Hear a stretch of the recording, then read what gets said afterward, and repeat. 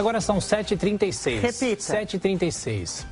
A gente fala sobre as movimentações do Senado. O senador Lazer Martins quer que o Conselho Nacional de Justiça também examine questões disciplinares contra os magistrados do Supremo Tribunal Federal.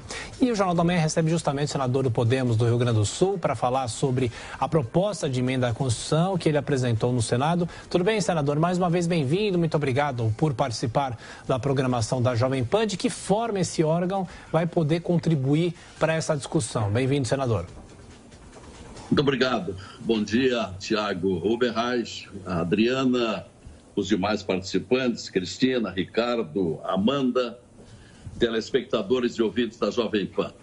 Qualquer instituição, qualquer entidade, seja de que natureza, sempre tem alguém que exerce controle sobre essa entidade ou instituição. Menos uma instituição, amigo. Supremo Tribunal Federal.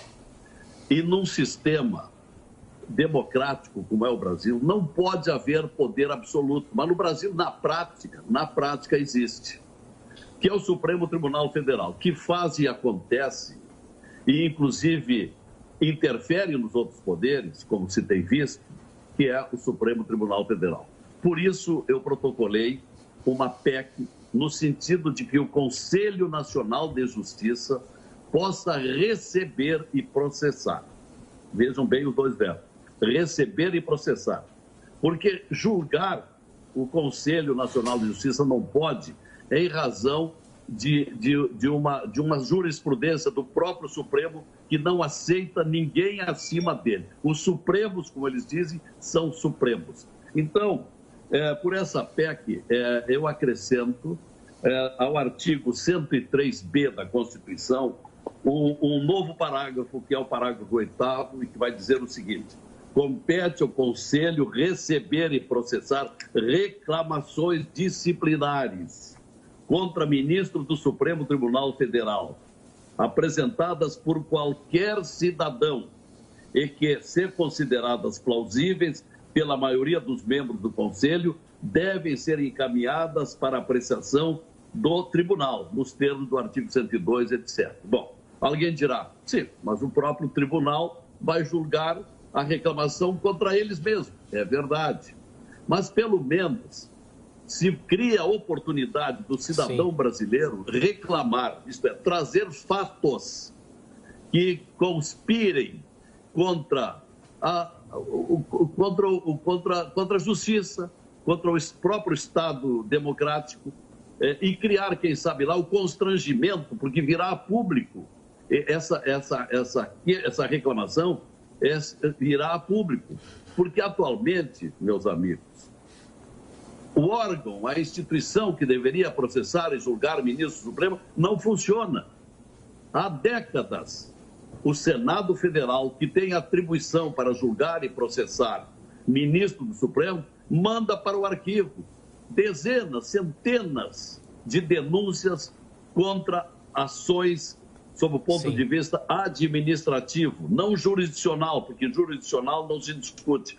E o Conselho Nacional de Justiça, ele tem poder para julgar qualquer magistrado de qualquer instância do Brasil, menos do Supremo. E aí envolve infrações ou... Sim, diga. Não, eu só lembro que o nosso tempo é um pouco curto, a gente tem as perguntas dos comentaristas, eu vou passar para o Salles primeiro. Salles. Mas bom dia. O que faz você acreditar que essa PEC possa avançar na medida que esses mesmos senadores que você acabou de se referir já se quedam inertes em relação a instrumentos que já estão à disposição relativamente à tramitação no Senado? Ou seja, se eles já se fazem de desentendidos com relação aos instrumentos que já têm, o que os faria mudar esta regra relacionada ao CNJ?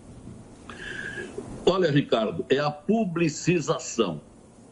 Há uma previsão constitucional, artigo 37, que diz que todos os atos da administração pública devem ser publicados. Né? Bom, na medida em que o cidadão toma conhecimento de uma infração, de um crime de responsabilidade, e eles têm sido constantes por parte do Supremo Tribunal Federal, o tempo não permite aqui, mas daria para desfiar uma lista enorme de infrações de ministros que estão extrapolando as suas atribuições. Então, através da reclamação, esse reclamante vai divulgar, protocolei no Conselho Nacional de Justiça uma reclamação por tal infração cometida pelo ministro X. E como no Conselho, onde estão 15 conselheiros, 9 são magistrados e 6 não são magistrados. Que pelo menos, em respeito à moralidade pública, um desses 6, no mínimo, traga a público e faça um relatório revelando as infrações cometidas por determinados ministros. Em conclusão, o que nós estamos querendo é ampliar um leque de discussão sobre irregularidades, ilegalidades que ministros do Supremo vêm cometendo. Todos nós respeitamos a instituição Supremo, mas nós estamos vendo que o próprio Supremo não se dá o respeito por atitudes, não é? Por medidas de alguns dos seus ministros. Amanda Klein. Senador, bom dia. O que o senhor descreve aí vai justamente no sentido oposto da linha que tem sido seguida pelo presidente do Congresso, presidente do Senado, Rodrigo Pacheco, que até já rejeitou, aliás, nem reconheceu um pedido de impeachment contra o ministro Alexandre de Moraes protocolado no ano passado, finalzinho do ano passado, pelo presidente Jair Bolsonaro. E ele disse que os critérios para o impeachment de um ministro do Supremo não eram atendidos, não eram cumpridos naquele pedido de impeachment. Isso, o ministro do Supremo ele não pode sofrer impeachment por essa questão de hermenêutica, né, que é a interpretação das leis, ou então por críticas às suas decisões, até porque muitas vezes essas decisões são referendadas posteriormente pelo Pleno do Supremo, então fica muito difícil, soa como intimidação e ameaça. E o presidente Rodrigo Pacheco tem ido na linha de defender as urnas eletrônicas, de defender o sistema eleitoral contra o que ele considera ataques e investidas do Poder Executivo. O senhor não acha isso mais grave, os constantes ataques que colocam em xeque, em dúvida, a lisura e a idoneidade do nosso sistema eleitoral? Isso sim não parece ser uma ameaça à democracia? Não, sim, a pergunta é boa. Ameaça à democracia é haver uma instituição com poder absoluto no Brasil. E é o que nós temos atualmente. Isso no sistema democrático não pode existir. Não pode haver ninguém imune a qualquer controle. E o Supremo atualmente é. Como não funciona o Senado Federal, que jamais abriu processo contra qualquer ministro do Supremo, vamos criar uma nova área de reclamação. Reclamação é o termo usado pela Constituição. O cidadão comum vai aos jornais e declara: o ministro tal está infringindo a Constituição, o ministro tal está interferindo, está cometendo ativismo, está se intrometendo na área do Poder Legislativo, criando uma lei através da jurisprudência. Ou então determinado ministro está rejeitando uma medida do presidente da República que tem a prerrogativa de administrar conforme as suas conveniências. Veja o caso aquele em que uma medida do presidente da República nomeava um diretor da Polícia Federal e um ministro do Supremo diz: não, esse aí não, eu não quero esse. Então até onde vamos? Sim. Senador, agora a pergunta de Cristina Grêmio. Cristina. Senador, como o senhor bem disse, não precisamos citar casos, né? Estão todos colocados, aí a população brasileira está enxergando e tanto está enxergando que já foi às ruas pelo menos 2 vezes com o mote de salvem o STF. E é óbvio que parte desse recado vai ao Senado, porque o Senado que é a instância revisora. Como o senhor mesmo disse, o presidente do Senado está omisso, não segue o que a população pede, sequer coloca em votação os pedidos de impeachment bem embasados, a meu ver, que já foram apresentados ali, inclusive abaixo-assinado com 3 milhões de assinaturas. Então, eu queria saber do senhor como é que é o clima entre os outros 80 senadores, que a gente sabe que muitos têm comprometimento no Senado por conta de serem investigados lá, mas existe um clima para que os outros senadores façam valer os freios e contrapesos previstos na Constituição? São muito poucos, Cristina. Você diz bem, tem senadores que estão comprometidos, tem processos.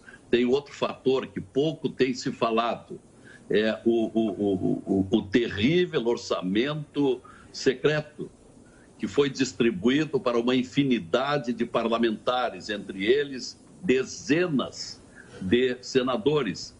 Esses senadores obedecem o que o presidente, que também foi um recebedor de orçamento secreto, obedecem àquela orientação. Então, com isso, não se mexe, não se provoca um outro poder, que é o Supremo Tribunal Federal. Em suma, essas pragas que nós temos na política, do patrimonialismo, do fisiologismo, do corporativismo, conspiram contra uma verdadeira democracia, porque não é democracia quando nós temos um poder que faz e acontece e decide o que bem entende, que é o Supremo Tribunal Federal. Entretanto, não é provocado, não é acionado em razão das conveniências que determinados parlamentares têm. Por isso são chamados lá os deuses do Olimpo, que, como na história grega, eles deveriam defender a humanidade, mas também os deuses do Olimpo tinham também os seus caprichos. É o que nós temos do Supremo Tribunal Federal. Ok. Senador Lazer Martins, do Podemos do Rio Grande do Sul, mais uma vez, obrigado pela gentileza. Boa semana. Quero agradecer em tempo, se me permite, o livro que recebi, o Tiago. Obrigado. 1970, o Brasil é Tri. Já li no fim de semana. Cumprimentos pela distinção. Um abraço. Muito obrigado. Um abração.